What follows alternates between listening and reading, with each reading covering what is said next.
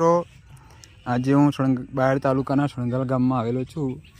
જ્યારે આ જે ગાય માતા દેખાઈ રહ્યા છે, જે પોતે બીમાર હતા, જે ઊભા થઈ શકતા નહોતા અને એમના ગાભણ છે, જેથી એ ઊભા થઈ શકતા નહોતા.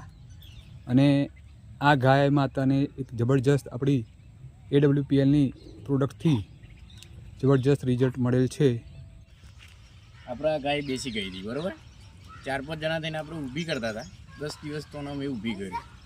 ત્યાર પછી જે AWPLનું આ જે કેલ્શિયમ છે અમે વાપર્યું 10 દિવસ પછી, તે 2 દિવસમાં અમને રિઝલ્ટ મળ્યું. 2 દિવસમાં ગાય ઊભી થઈ ગઈ અને ગાય એની જાતે ઊભી થાય છે, બેસે છે, એની જાતે એની સારવાર પૂરી કરી લેશે, બરાબર.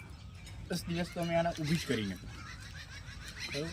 અને ગાભણ છે, 9મો મહિનો પૂરો થવા આવ્યો છે.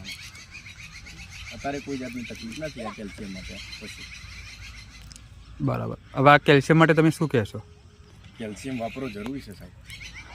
તો બજારમાંથી લાવેલો જે કેલ્શિયમ છે એ વાપરશો કે આ વાપરવાનું? બરાબર, ફાયદાકારક છે તો બરાબર. હવે બજારની જે કેલ્શિયમ આવે છે એમાં આમાં શું ફરક લાગે તમને? આમાં અબજુદનો કેસ છે, સાહેબ. 70% ફાયદો આમાં છે. બજારની વસ્તુમાં કેટલો ફાયદો? બજારની વસ્તુ કરતાં વધારે ફાયદો આમાં છે. બરાબર. Okay, thank you.